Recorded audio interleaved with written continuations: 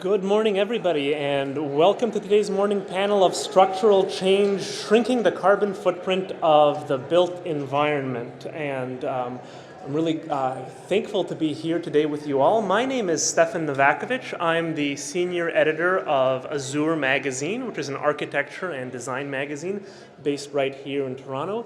You will see many copies of this handsome little thing throughout our conference today, so please do make sure to take one with you, especially because our current issue is all about climate and shrinking the footprint of the built environment, which is also the topic that we're going to be tackling in today's panel. And I'm going to be really glad to be joined by three wonderful folks today. We're going to be talking about some big picture issues. As some of you may know already, our built environment accounts for about 40% of all greenhouse gas emissions around the globe. Now that includes simple everyday things like the energy that we use to heat and cool and operate our homes, our schools and businesses, but also what we call the embodied or upfront carbon, mostly all the concrete that goes into building our new buildings, retrofitting our current ones, renovating for the future, and looking ahead. So it's a big, thorny and challenging topic we're going to try to tackle in about 25 minutes. But we're really lucky to be joined by three wonderful professionals today who can take us through the challenge of decarbonizing the built environment at a variety of scales. I'm really happy to be joined today by Phil Santana, who's the Director of Sustainability at Mattamy Homes Canada, with over a decade of consulting and development experience. He is tasked with understanding the known and discovering the unknown systems within the home building industry to enable Mattamy's sustainability efforts. He has led roles on both the land development and home building sides of the business, including whole building lifestyle assessments, strategy, project and financial management, negotiations, contracts, and mentoring. Thank you, Phil, for joining us. We're also joined today by Michelle Schwereb, who is the Innovation Director at BDP Quadrangle. Over her 25-year architectural career, I hope I did okay with the name, Michelle has dedicated herself to the intersection of sustainability, research, and design realization. As BDP Quadrangle's Innovation Director, Michelle provides the strategic direction required to embed innovation across the firm, as well as overseeing the firm's Global Innovation Hub, a mechanism for crowdsourcing global ideation. And last but not least, I'm really excited to be joined by Joanna Creed, who's a seasoned entrepreneur and legal professional with a deep commitment to driving innovation in the prop tech and sustainability sectors. Joanna is the Director of Operations and General Counsel at Venturon, a forward-thinking investment fund focused on integrating cutting-edge technology with sustainable real estate solutions. Joanna plays a pivotal role in helping businesses leverage prop tech to optimize building performance, reduce environmental impact, and enhance operational efficiency. Let's hear it for our three panelists today.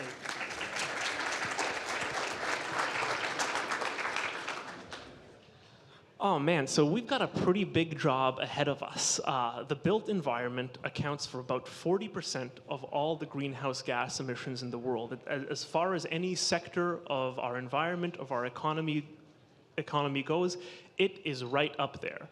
And the decarbonization of the built environment is a huge topic encompassing building technologies, public policies, zoning and land use regulations, lifestyles.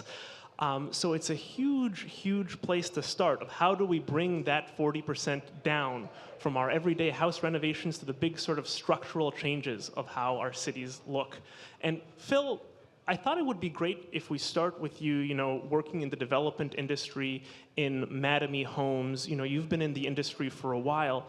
Tell me a little bit about some of the changes that are happening structurally right now in the development sector, and especially here in Toronto. How are our buildings changing, especially our new buildings, to become less carbon intensive than the current ones? What are some of the technological opportunities that you're seeing? Some of the sort of regulatory changes? How is this sort of landscape shifting? I know it's a big question. I think there was like 6 questions in there. Well, I'm going to just start with just a quick poll. Like, how many of us in this room live in a home? Just raise a hand. Okay, awesome. How many of you know your emissions of your home? Keep your hand up. Okay, I've got some friends in the room. How many know your energy consumption? How many feel confident they know your utility bills? Okay, so that's pretty much on par with the fact that a lot of Canadians know their kind of utility usage, but they don't really know their emissions. And so when you hear 40%, you kind of think that's a pretty big number. And it's the fact that we live, we work, we play, we spend a lot of time in buildings, and we build a lot of buildings. So I think what I've seen over, I don't know, the decade that I've been in this industry is the literacy around this in our own industry was not really there 10 years ago. And we've had a lot of momentum build on our side of the equation with the builders, developers, even the municipalities starting to understand what this means from a decarbonization. But I think one of the things that I'm hopeful in the next couple of years is the average Canadian starting to understand what we're talking about, what we're trying to do, because we are trying to build new homes, new communities, and if the disconnect there between the people that want to live in these communities and the efforts we're putting towards decarbonization aren't synced, then it's going to make the problem even harder to achieve. So I've seen a lot of momentum building on our side, maybe with the panelists here, but I really try and get the message out to a lot of the Canadians out there that, you know, we live and we participate in this emission equation every single day, passively, because you make a home buying decision once, usually, in every couple of years, and not a lot of us make that decision right now on an emissions base. And that's rightfully so, because you've never probably thought about emissions that way. Well, it's a really good point, Phil, because I think in the general public, in the political ecosystem, there's a lot of conversation about sustainability, about emissions.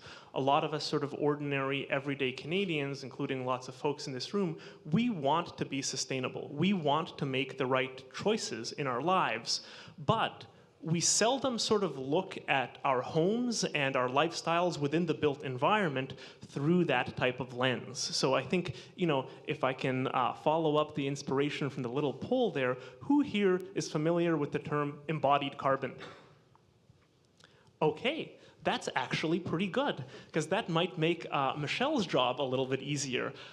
Michelle, you know, Michelle is joining us from one of the cities and one of the countries, and now one of the globe's leading architecture firms at BDP Quadrangle, you know, undertaking all sorts of exciting work in the sustainability field. In architectural practice, what are some of the biggest innovations that you're seeing on the cutting edge right now? And I think sort of to go along with the topic that Phil introduced is how well are we communicating these things to the public? In terms of communication, that's kind of its own piece, because usually when people think about architecture, they think about what it looks like, what it feels like to be in the building, what it feels like to be in the space, rather than understanding that 40% of the emissions are coming from the built environment. And one of the biggest pieces of that, I mean, it comes out to be about 11% embodied carbon of that 40%. The issue with that is embodied carbon is released before the building is even opened. And so that's a huge thing. So it's sort of the time value of embodied carbon is so huge. So it's really all about how we're designing that building in the first place. So it's interesting because you ask what are the biggest innovations in it. And in a way, everything old is new again, because it's really about right-sizing things, about looking at your quantities, looking at your material choices. And the interesting thing about embodied carbon is right now it's not regulated. And so that's a really big thing, right? You've got the City of Toronto that has put into effect that all city-owned buildings have to report and have to meet a certain emission target, a limit for their buildings, but that does not hold for other buildings, right? So what you have is people that want to do the right thing, but there's no mechanism to make that happen. So you're seeing firms going out and we're measuring, how are we doing? And trying to report that back and start these conversations and build these things into, so right-sizing your structural system. What should it be? We build residential buildings a very specific way here in Toronto, and the way the construction industry works, unlike this group here, you guys are very fast-moving venture capital. It's very, very different from the built environment, which is really quite slow-moving. It's a very, very different thing, and it's a big ship to turn around. So what you're seeing is you're seeing pockets of things pushing up. You're seeing people share and do research, conducting research within our firms, sharing that widely, and making this openly accessible to everybody so that everyone can reap the benefits of it. And so that sort of information exchange, knowledge sharing, I think even that is kind of newer. I think certainly for most of us as everyday people, we might be very cognizant of our energy bill, our hydro bill, how much money we're spending, and then also understanding that that is comes with a carbon footprint in terms of our operational energy. But this question of embodied carbon obviously is a much newer issue. So it's great to see that within the architectural industry, there's even some sort of voluntary leadership that doesn't necessarily come from regulatory constraints at making this issue more public. And you know, one of the things we were talking about, Michelle, that you mentioned is how slow moving the built environment can be. And I think this is something that any of us who live in a home, live in an apartment, we're going to be intimately familiar with it. Joanna, you and I were just talking about replacing our furnaces at home, you know, which I think is a nice sort of like microcosm of carbon in the built environment. Let's say you've got a really rickety old gas-burning furnace like I do, and then the time to replace it might come on a sort of 30-year timeline. And then that entails, obviously, like a really, really long and slow process. So when we look at what's happening in this sort of residential sector and what, you know, to bring the conversation to the level of sort of the everyday homeowner and what are some of the innovations that we're seeing there, what are some of the big sort of challenges and opportunities to decarbonizing our homes from your perspective? Great question. I think, again, like 10 questions. And I don't have a poll for the audience here, but we are tech investors in a very slow-moving built environment space, so we need to move fast and slow at the same time. And I think fundamentally, the issue that Phil brought up is that you have a uneducated population generally about sustainability in the built environment. And the hardest thing is the sales cycle is incredibly slow. You're not recladding your existing home unless it's leaking in some way. Same with replacing roofs and windows and furnaces. So it's about educating the homeowners about this once in a lifetime or once every 10-year purchase, what the options are. That there are heat pumps, you don't have to have a furnace, that you can get some sort of photovoltaic cladding on your individual homes, and really bringing innovation to the marketplace. And that's the difference between retrofit and new builds. You know, Matamy's in the new build space. It's about building energy efficient, but also affordable homes, right? Like, we're in a affordability crisis in this environment. It's high cost, there's high interest rates. You can't buy a home in Toronto for under $1 million, but now we want to make it top-notch in sustainability and materials, and how do we balance those two things? And that's gonna come from innovation and educating the marketplace. And I think when it comes to these expensive $1 million homes, obviously it's a prohibitive market and it's a really slow-moving market, and those, as you've pointed out, are big barriers. But I wonder, Phil, if I can ask you about 17 more questions. When we're looking at the development industry, and especially the sort of like high-rise, multi-unit residential development that Toronto has seen so much of over the last couple of decades, that's a much sort of faster moving market, a faster changing market than the decisions individual folks make about our homes over a 30 or 40-year time span. Do you think that from the perspective of home buyers, whether they be investors or end users, have expectations about sustainability in, let's say, a pre-construction high-rise development changed a lot over the last couple of decades?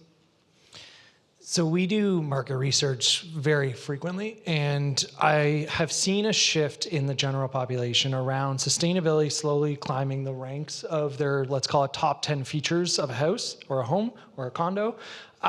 By far, you know, location will always win. You want to live where you want to live. Everybody's going to pick their home based on that. So if we're not in that market, we're not going to serve you. That's okay. But you see sustainability or energy efficiency or some terminology like that, kind of usually in that 3 to 5 range. And it's interesting when we poll people and we ask, well, would you like an energy efficient or low carbon home? unanimously, it's always, yeah, of course, I want that. And then when we go, well, there's all these standards we can build to, which one should we build to? And they go, hold on, like, you know how to build better and you're not doing it? Like, it's a very weird thought, because you look at every other industry where everybody's competing on like the best thing, you know, the new iPhone comes out or the new this comes out, and it's always making that innovation better. But then you've got this industry where it's like, well, we've got minimums and we've got code minimums, and majority of us build to code minimums. And so the general Canadian is kind of shocked when you're like, you know how to do better, but yet you still build to the minimum. And it gets to that intersection of just the housing crisis that we're in, where affordability is a challenge and supply is a challenge. And I appreciate you commenting that Toronto has a fast pace. Some of our projects are 5 to 10 years to get to fruition. So it's a hard equation to solve. But I think in the development space, particularly where we are, you know, we're on the front end of this. We're adding new stock to these communities. The retrofit's a whole other conversation, but one of the positions that we've taken at Mattamy Homes is we do know how to build better, and it's our intent that we want to be putting new stock into the market that doesn't need to be retrofitted in 10, 15, or 20 years. Because unfortunately, our industry is really good at the simple math. You know how much something costs, you put it in the budget, you charge a home to make a profit, and that's the equation. But unfortunately, energy efficiency doesn't really play nice in that equation, because there's other stakeholders that benefit from that. If we make a house more energy efficient, we're putting less of a burden on the utility grid, for example. And that equation now gets outside of a home budget. Like, now we need to talk to utility providers, and we need to get those conversations really going, because that's where you're going to start seeing the tipping point. There's some cases in the US where you're starting to see some utilities actually seeing new developments as assets to their grid. They see them as benefits to their grid, not liabilities to their grid.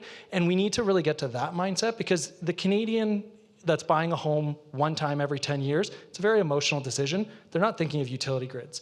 The developers in the industry that have these 10-year projects, and we make a lot of decisions on behalf of the homeowner, we need to be having those conversations with other stakeholders to make sure we're making the right ones so everybody benefits.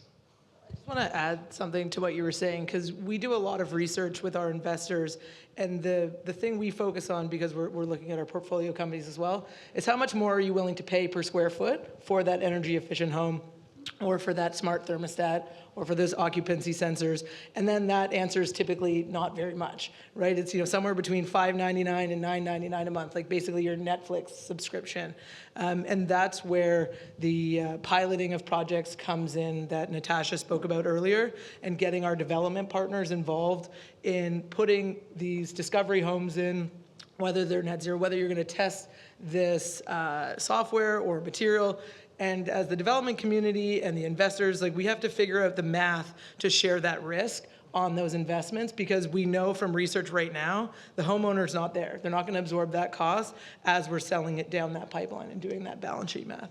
Well, I think both of you have touched on something really important, and I think we sort of knew this going in, that when having any type of conversation about housing and sustainability and the sort of carbon footprint of the built environment here in Toronto, it's not going to be very long until we get into the housing crisis, until these questions of sustainability and decarbonization sort of butt up against the realities of homes costing what they cost, the high cost of development per square foot, and then all of these sort of notional ideas of everybody wanting to be sustainable kind of tend to sometimes hit a bit of a break once you put it into a dollar figure.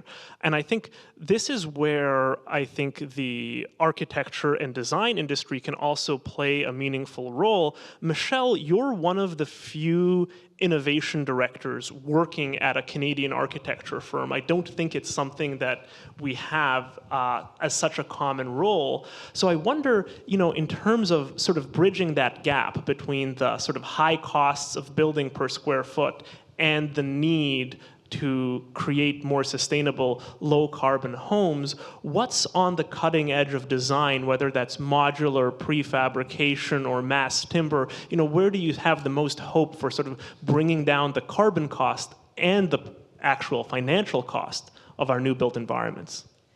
Yeah, again, there's some really, I can talk about sort of the two sides of it. So one is we build a certain way. If you look at the embodied carbon of a building, about 75 to 85% of that is the structural system. So how do you bring down the embodied carbon in that? So one is you look at concrete, which is one of the biggest one, the biggest draws in the world in terms of materials on embodied carbon. And so that's huge. So how do you bring that down? And we saw the commercial for one of those products earlier. And there are sort of materials that can be put in. But the other one is just simple material reduction. So here in Toronto, we've gotten used to building a certain way with shear walls or with the structure that's misaligned because we want these big open sort of retail spaces at the base, but they don't align with what's above the retail space or the residential spaces. And then, the kind of North American addiction to the car, right? So those grids don't necessarily align, so you end up using these big blocks of transfer structure to move them along. By going back to aligning building structure, that's one sort of simple way of doing it, by looking at the amount of underground parking we're providing, because the amount of underground the amount that we go down below, it increases the length of time for construction, which means that it increases your borrowing costs. It lengthens the time in order to then secure funds back from the people that are purchasing the places, as well as the amount of materials to go underground. So that's the one side, right, if you're going conventional. Then on the other side, you've got sort of modern methods of construction, so either modular, which people like to see because they're like, you can just stack them on top of each other, but people worry, of course, that they're going to be ugly. And now you've got these other manufacturers, like ones that are here, where you're looking at a kit of parts, right, where you're looking at a panelized type of construction, oftentimes in some kind of wood, whether it's a mass timber or a stick frame, but these panelized systems, which are all about building faster. The issue with it is not the technology. The technology is fine, the material is fine. It's just that we work a certain way. And so when we talk about sort of you said, yeah, it's very fast, 5 to 10 years to develop a building, right? That's a long time. But within that, things are changing, the market is changing, so the design is kind of changing. If you're going to start talking about modular or industrializing construction, we need those designs to fix and stay so that you can start to fabricate those things, so when you get all your approvals, you can just bring it all to site. We need to look at the way that capital is moved around and borrowed. How do we fix that? Because banks are used to financing in such a way that we see the building being built on site, and that's how we release payment. Compared to it's being built in a factory, if something happens to that business and it shuts down, who owns that property? So it's those kind of complexities. So in a way, it's not the technology, it's actually sort of the financial system and this larger sort of beast that we need to turn around. Well, I warned you folks at the beginning that this is going to be pretty complicated, and it really is, but that's, I think, a wonderfully detailed answer, Michelle, that there's a whole sort of element of this one thing that I think you touched on in a really powerful way, is it starts with something really tangible, like the built environment connects to how much underground parking are we building, how much concrete and complexity goes into building those underground parking structures, what kind of lifestyles do they then sort of induce where everybody's sort of driving to these environments. So it sort of connects to that bigger picture. I think from a regulatory standpoint, we had parking minimums in this city for a long time in terms of how you had to build a building, which I know has been a pain point for the development industry. Maybe these days we should be looking at parking maximums of how much you can build. And then it comes into these really thorny issues of how we finance something. I think it's remarkable that we perceive a building differently when it's in a factory rather than when it's on site, and it completely changes the landscape. But I wonder if in all that complexity, we can sort of zoom out a little bit in the last few minutes that we have left. I wonder, from all of your perspectives, if you're sort of to close your eyes and imagine a Toronto of 2050, whether it's in a visual sense or a cultural sense or just what's inside the walls, what does a more sustainable city look like in a couple of decades? I guess I'll go first. Well, I maybe 2050, but even right now, I do want to bring a little simplicity back to the conversation. And I know we've got a lot of investors and some people in the room that kind of want to know what's happening. And one of the exciting things I find is I genuinely feel like we're on a bit of that hockey stick curve. Like we haven't hit the curve yet, but we're starting to see it tick upwards in terms of opportunity to decarbonize our built form. Because 5 years ago when I started looking, like operational carbon, we know how to do that. We know how to build better buildings. We know we need to electrify. Like, those are all pretty good to go. It was the material side that you were mentioning. It was the fundamental shift of our designers, but it was also just like, can I use something else? Like, do I have to use all of the traditional materials? And I would say in the last 24 to 36 months, the amount of products that we're starting to see, a lot of them come from Europe, and to be honest, I would look into them and be like, oh, that's from Germany, I can't bring that here, or oh, that's from Belgium, I can't bring that here. But we're starting to see a lot of North American products being made here that are, you know, on the lower carbon side of the equation. You're seeing a lot of people playing around with agricultural byproducts, whether it's corn stalks or whether it's hemp or whether it's some other fibrous material to make insulation. Like, I'm looking for solutions that are one-to-one likes, that do not disrupt trades, do not disrupt contracts. I can just go, don't do, and I apologize for any of the fiberglass people in the room, don't do blown-in fiberglass in my attic, do cellulose or do blown-in timber, because we know that the carbon footprint of these materials is substantially lower. And if you rewind to Toronto 200 years ago, we built all of our buildings with materials that were probably a kilometer away from everything that we needed. And then we globalized and everything got really carbon intensive, and we kind of have to bring it back a little bit. I would love a ton of manufacturers to come to Ontario because our grid is so clean and they can make their drywall here, they can make all the materials we need here, and I want to just truck it down the 401. I don't want to bring it from South Korea. So my vision of the 2050, so I'm going to take a different angle to you, and it's that we're living in these sort of transit-oriented communities. We're not all relying on the car, yet we have an easy way to move around. You've got, you know, basically trees, tree-covered sidewalks. You've got fruit trees that are there that you can pick. You've got people living in a way that's connected. Buildings are put up easily and quickly because we have managed to industrialize the process. And in terms of the energy source, we're working in a closed loop cycle, and there is no waste. I'll be quick because I know we're going to be out of time in a second, and I won't talk about bike lanes in the city of Toronto, but I think that the built environment requires incremental change. It's a very slow, archaic industry, and there's a lot of new materials. We're seeing a ton of new companies innovating in the space here in Canada. We have a clean grid, we have a highly educated population, and we have some of the top real estate asset owners and developers in the world here. So we are positioned well with the innovation ecosystem to really make a change in decarbonizing the built environment. We should probably have bike lanes too. Well, we have gone a little bit over time, but I think it was really worth it. Wow, have we covered a lot of ground today. How lucky I feel to have shared the stage with Phil and Michelle and Joanna today. Let's give them a big round of applause. Thank you so much.